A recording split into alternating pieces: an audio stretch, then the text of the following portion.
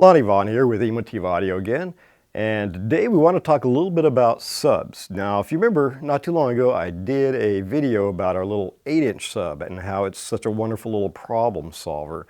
But this is one sub I've really been wanting to talk about because while that 8-inch is a beautiful little sub, wonderful sounding, a lot of output, and it's a great problem solver, this, my friends, is the beast. This is the RS-13.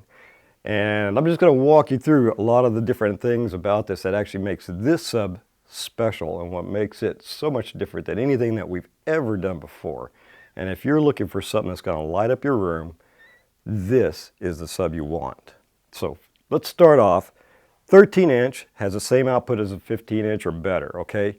This thing is an extremely long throw 13-inch driver. Let me grab this and I'll show you something. So here's the actual driver. This beauty, cast frame baskets, double roll NBR surround. Now, why do we do the double roll? Well, there's two ways to, when you got a really long throw woofer, there's two ways to approach it. You can either go with a really tall surround, or you can do a double roll like we've done here. And the whole point of that is this. If you have one large surround, it gets non-linear as it's moving. Okay, there's a lot of wiggle room in it. By doing an accordion style surround like this, it stays far more linear, less distortion, but yet it still gives you the extremely long travel. So double roll NBR surround, you've got a heavy compressed composite cone.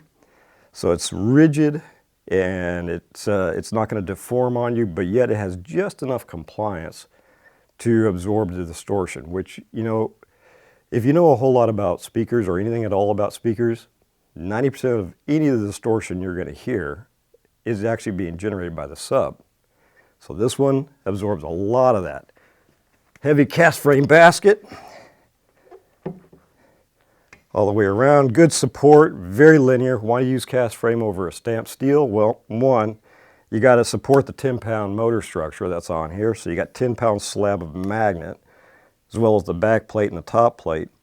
But the cast frame basket keeps everything perfectly linear at all times. Progressive rate spiders.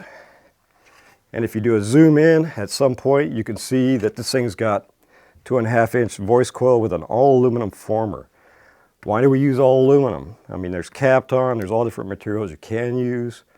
But when you're talking about heavy power handling, aluminum is the one you want to use because the aluminum former is lightweight, so it's not adding any more mass to the actual motor structure itself, but it's one of the best thermal conductors there is.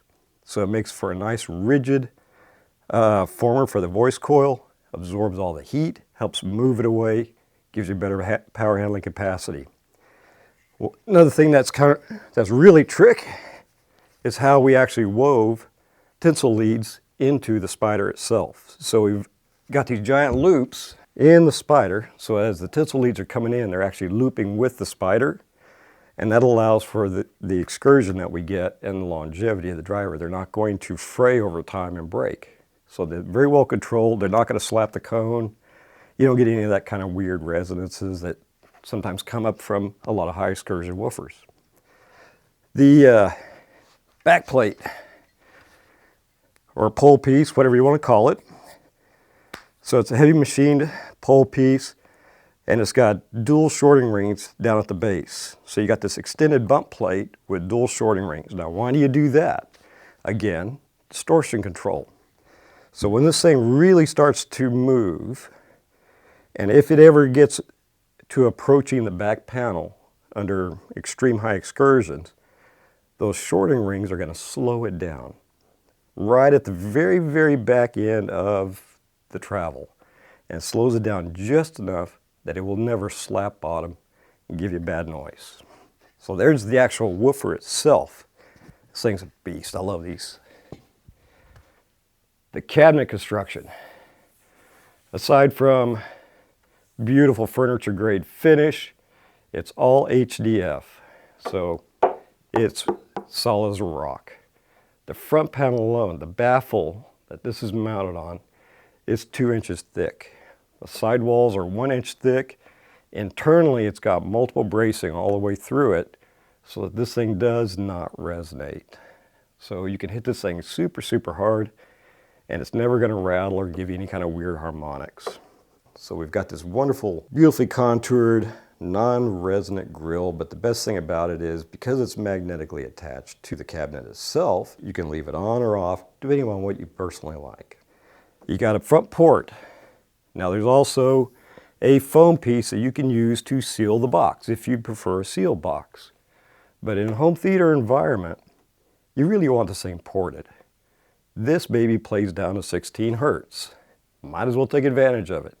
If you close up the port, now that's great for if you're really into high quality 2-channel music.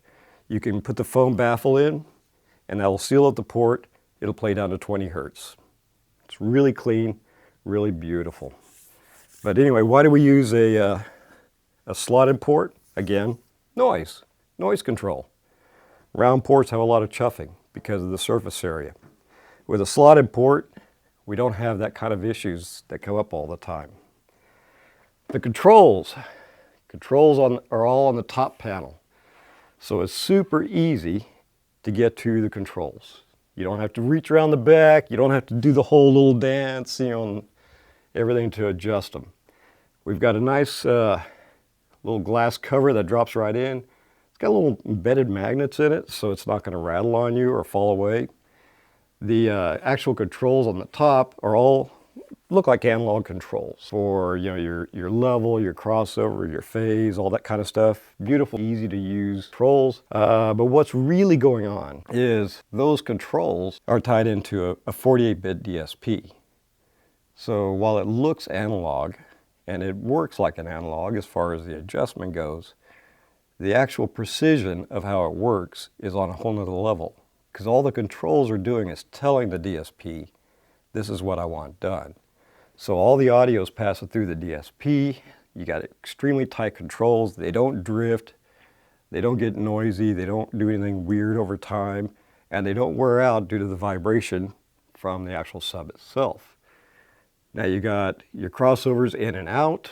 So you can run the thing without using the crossovers that's built in.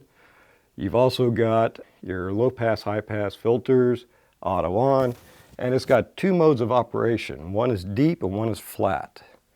In deep mode, we're applying a little bit of an EQ just on the bottom end, so it pushes it out to 16 hertz. And if you go on our website, you can actually see the frequency response curve of how it runs out nice and flat and then just rolls off. If you have it on flat, then it's got this beautiful gentle roll off right around 20 hertz. So choose which one it's going to work best for your application. Me, I'm kind of a bass head. I like running in deep mode to get the little extra extension out of it. The amplifier in this thing is actually 2 amps. We're running 2 500 watt amps strapped together in a bridge configuration. Go into that sub so that what you get is you get 1,000 watts continuous at all times with 2,000 watts peak dynamic output power.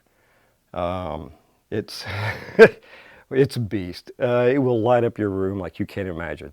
The maximum output under a CEA 2010 test is in excess of 113 dB. Now, to try and put that into perspective, that's when your remote control starts walking across your coffee table and you're looking at your glass and the water's sloshing around in it, that kind of scenario, your pants legs are flopping in the wind. That's around 113 dB. So as far as power goes, you really can't beat it. And if you're looking for something that's just got everything you're looking for, tight control, really sweet sound, amazing extension down on the bottom end, and extreme high output, but yet in a compact package that still fits in your room, so it's not a coffin, this is the sub you want to go with. So this is the RS-13. I love this thing. This is the best thing we've ever built. You guys really need to try it out.